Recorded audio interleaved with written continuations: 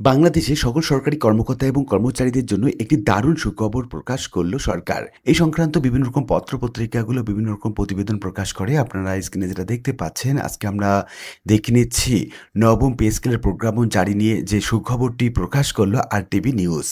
কি বলা হচ্ছে মূলত এই সংবাদ প্রতিবেদনে কি বলা হচ্ছে সরকারের পক্ষ থেকে, আর কি সুবিধা নিয়ে আসছে নতুন এই নবম পে স্কেলে, এই সংক্রান্ত বিস্তারিত তথ্য জানাবো আজকের ভিডিওতে।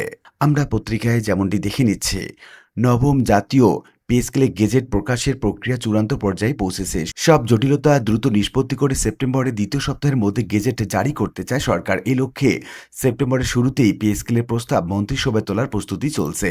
সংশ্লিষ্ট সূত্র অনুযায়ী বেতন বৃদ্ধির হার, বিভিন্ন ভাতা এবং সুযোগ সুবিধা, জুডিশিয়াল সার্ভিসের বেতন কাঠামোর মধ্যে সমন্বয় এবং সরকারের আর্থিক সক্ষমতা বিবেচনায় নিয়ে চূড়ান্ত সিদ্ধান্ত নেওয়া হচ্ছে। মন্ত্রিসভার অনুমোদনের পর প্রস্তাবটি আইন মন্ত্রণালয়ে ভেটিংয়ের জন্য পাঠানো হবে এবং আইনগত প্রক্রিয়া শেষ হলে গেজেট প্রকাশের লক্ষ্য রয়েছে। এবং সরকারি পরিকল্পনা অনুযায়ী অক্টোবর থেকে সরকারি কর্মকর্তা এবং কর্মচারীরা নতুন বেতন কাঠামো অনুযায়ী বেতন পেতে যাচ্ছেন। তবে পে স্কেল কার্যকর ধরা হতে পারে চলতি বছরের 1 জুলাই থেকে। ফলে জুলাই, আগস্ট এবং সেপ্টেম্বরের বেতন নতুন কাঠামো অনুযায়ী পুনর্নির্ধারণ করে পরবর্তী সময়ে বকেয়া অর্থ সমন্বয় করা হতে পারে। এর আগে আগস্টের মধ্যে গেজেট প্রকাশের পরিকল্পনা থাকলেও বেতন বৃদ্ধির হার, ভাতা এবং আর্থিক সক্ষমতা নিয়ে পর্যালোচনার কারণে তা পিছিয়ে যায়। নবম জাতীয় পে স্কেলের বা কমিশনের সুপারিশ পর্যালোচনায় গঠিত উচ্চ পর্যায়ের সচিব কমিটির কাজও শেষ পর্যায়ে। মন্ত্রিপরিষদ সচিবের নেতৃত্বে আরও একটি বৈঠক হওয়ার পর প্রস্তাবটি মন্ত্রিসভায় পাঠানো হবে।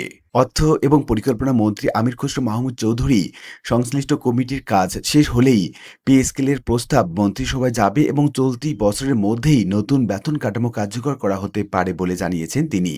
তবে আর্থিক সংকটের কারণে নতুন বেতন কাঠামো 2 ধাপে বাস্তবায়নের পরিকল্পনা করা হয়েছে। প্রথম ধাপে মূল বেতন এবং পরবর্তী ধাপে ভাতাসহ অন্যান্য ভাতাগুলো কার্যকর করা হতে পারে। এদিকে নতুন পে স্কেলের সুপারিশের তুলনায় বেতন বৃদ্ধির হার কিছুটা কমানোর সুপারিশ করেছে সচিব কমিটি।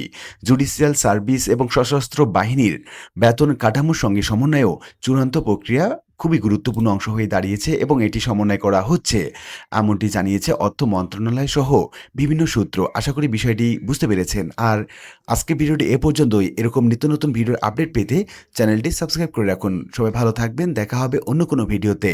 ধন্যবাদ।